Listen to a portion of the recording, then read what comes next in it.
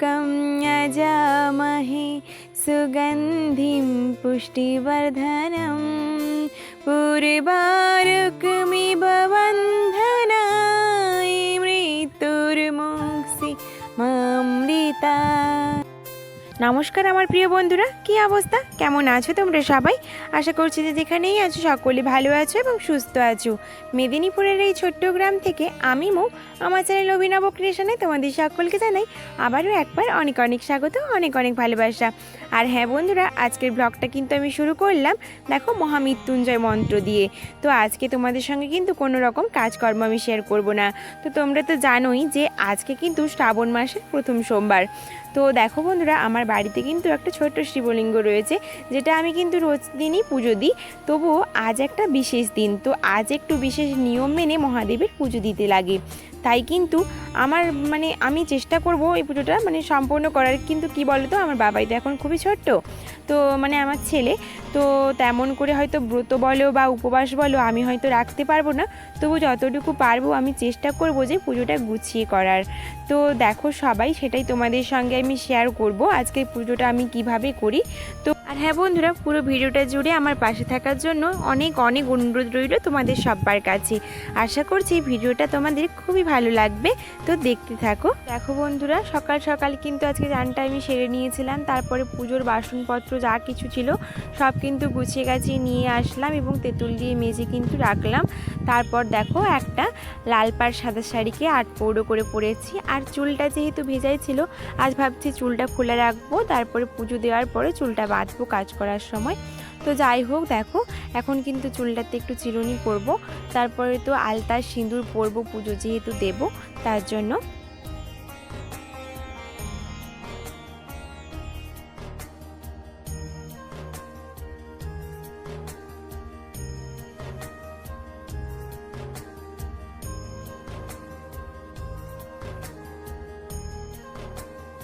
তো দেখো বন্ধুরা, আমি কিন্তু সিঁদুর আর আলতাটা পরে চলে এলাম এখানে পুজোর এখানে জোগাড় যন্ত্র করতে। তো দেখো, যেহেতু আমি মেঝেতেই পুজোটা করব তার জন্য কিন্তু একটু মেঝেতে গঙ্গা জল ছিটিয়ে নিলাম। তারপরে দেখো একটা চৌকি পেতে দিলাম, যে চৌকিটা আমি ধুয়ে নিয়ে এসেছিলাম।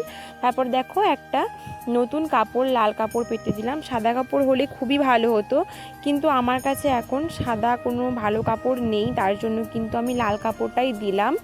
তো জানি হয়তো ভুল হয়ে যাচ্ছে কিছু কিছু, তো তেমন করে তো আমার কাছে কোনো এখন জোগাড় যন্ত্র নেই, যার জন্য কিন্তু আমি এভাবেই পুজোটা করছি। আর আমার কোনো কিন্তু এক্সট্রা সিংহাসন বলো কোনো আসন বলো কিছুই নেই।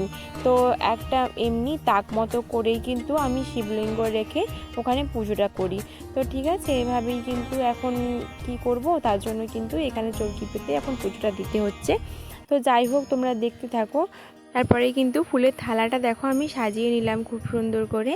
তো বেশিরভাগ এখানে আমি সাদা ফুলের উপরে রেখেছি, কারণ কি বলো তো, মহাদেবের না সাদা ফুল ভীষণ প্রিয়, তার জন্য সাদা ফুলের ভাগটাই বেশি রেখেছি। আর হ্যাঁ, ধুতরা ফুল আর আকন্দ ফুলটা পেলে খুব কিন্তু ভালো হতো।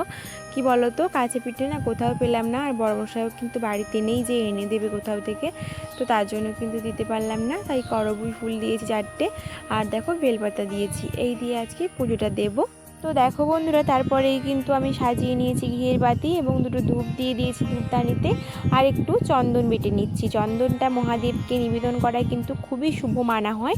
চন্দনটা নিবেদন করলে কিন্তু সম্মান প্রতিপত্তি এগুলো কিন্তু ভালো থাকে। দেখো বন্ধুরা, এরপরে কিন্তু একটা বড় থালাতে পাথরের থালাতে মহাদেবকে অভিষেক করাবো ঘি আর মধু মাখিয়ে, তার জন্য কিন্তু বড় থালাতে নিয়ে নিয়েছি। তো দেখো, আমরা বাবা মহাদেবকে ঘি কেন নিবেদন করে থাকি বলো তো, আমাদের মনে পবিত্রতা ও শান্তি আনার জন্য। ঘি দিয়ে অভিষেক যদি করাতে পারি তাহলে কিন্তু ভালো হয়। কি বলতো, এর একটা কিন্তু মন্ত্র থাকে, অভিষেক করানোর সময় একটা মন্ত্র বলতে হয়। সব থেকে সহজ এবং পবিত্র মন্ত্র হলো ওম নমঃ শিবায়, ওম নমঃ শিবায়, ওম নমঃ শিবায়, এই মন্ত্রটা। যদি তোমরা বলে অভিষেক করাতে পারো তাহলে কিন্তু ভালো হয়। বন্ধুরা ঘি দিয়ে অভিষেক করা আমার হয়ে গেল, এখন মধু দিয়ে করে নেব। তো কি বলতো, মধুটা আমরা কেন দিই, আমাদের আত্মীয় স্বজন সবার সঙ্গে, বন্ধু বান্ধব সবার সঙ্গে যেন সম্পর্কটা আমাদের সুমধুর থাকে, ভালো থাকে, সেই জন্য কিন্তু আমরা মধু আমরা মহাদেবকে নিবেদন করে থাকি। তো যাই হোক দেখো ঘি মধু সব কিন্তু আমার মাখানো হয়ে গেল, মহাদেবকে নিবেদন করা হয়ে গেল। দেখো বন্ধুরা, তারপরেই কিন্তু আমি নিবেদন করলাম কাঁচা দুধ। আর কাঁচা দুধ নিবেদন করলে আমাদের কিন্তু মান সম্মান প্রতিপত্তি এগুলো বৃদ্ধি পায়, আর এগুলো কিন্তু অক্ষুণ্ণ থাকে। তো যাই হোক বন্ধুরা, দেখো আমি পুজোটা এবারে শুরু করে দেব। বন্ধুরা আমি কিন্তু মহাদেবের অনুমতি নিলাম, তারপরে মহাদেবকে আসনে প্রতিস্থাপন করলাম। তারপর দেখো আমি প্রদীপটা জ্বালিয়ে নেব, আর জ্বালিয়ে নেব ধূপ সুগন্ধি হিসাবে। বন্ধুরা আমি প্রদীপ আর ধূপটা কিন্তু আমি মহাদেবের নাম করেই কিন্তু জ্বালালাম। আর হ্যাঁ বন্ধুরা, তোমাদেরকে একটা ভালো কথা বলে রাখি, এটা যেহেতু শ্রাবণ মাস, আর প্রত্যেক মাসেই কিন্তু আমাদের মহাদেবের প্রত্যেক মাসে আলাদা আলাদা নামে অভিহিত করা হয়। তো মহাদেব নামটা মনে হয় বৈশাখ মাসে ওনাকে মহাদেব ডাকা হয়, আর এই শ্রাবণ মাসে কিন্তু ওনাকে শূলপাণি বলে ডাকা হয়। তো বন্ধুরা প্রদীপ আর ধূপটা জ্বালিয়ে নিলাম, তারপরে কিন্তু মহাদেবকে আমি চন্দন অর্পণ করলাম, চন্দনের তিলক দিয়ে দিলাম। তো 3বার আমি চন্দনের তিলকটা লাগিয়ে দিলাম। তারপরে কিন্তু আমি বেলপাতাতেও 3টে পাতা যে রয়েছে, 3টে পাতাতেই কিন্তু চন্দনের ফোঁটা লাগিয়ে ওনাকে অর্পণ করব। তো আমি এইভাবে কিন্তু 7টা বিল্বপত্র ওনাকে অর্পণ করব। তো 7টা বিল্বপত্র দিলে কিন্তু খুবই শুভ মানা হয়, তার জন্য কিন্তু আমি 7টা বিল্বপত্রই এনেছি। আমি এক এক করে দেব, আর এক এক করে ফুলও দেব, সাদা ফুল, তারপর করবী ফুল, এই ফুলগুলো সব ফুলগুলো দিয়ে কিন্তু আমি প্রথমে যেগুলো অর্পণ করব সেগুলো কিন্তু আমি চন্দন লাগিয়ে দেব।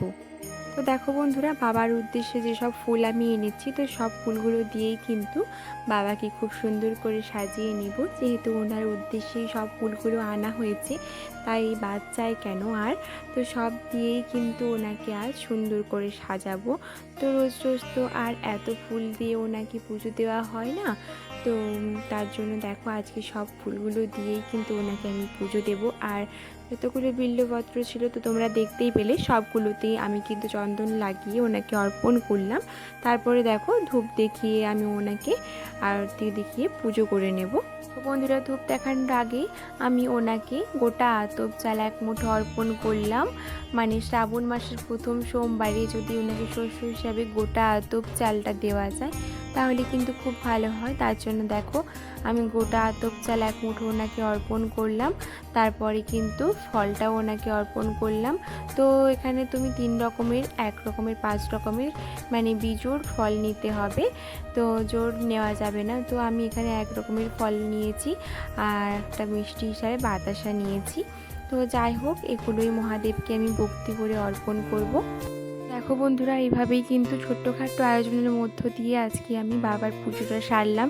তো যাই হোক, একটু বড় কিছু করলেও হতো, আমাদের সামনে মন্দির ছিল, ওখানে পুজো নিয়ে গেলে একটু ভালো করে একটু হয়তো পুজো টুজো দিলে হতো। কিন্তু কী বলতো, বাবাই যেহেতু খুবই ছোট্ট, এবছর তেমন কিছুই করতে পারলাম না। তো সামনের বার দেখি যদি সেরকম সুযোগ হয় তাহলে নিশ্চয়ই করব।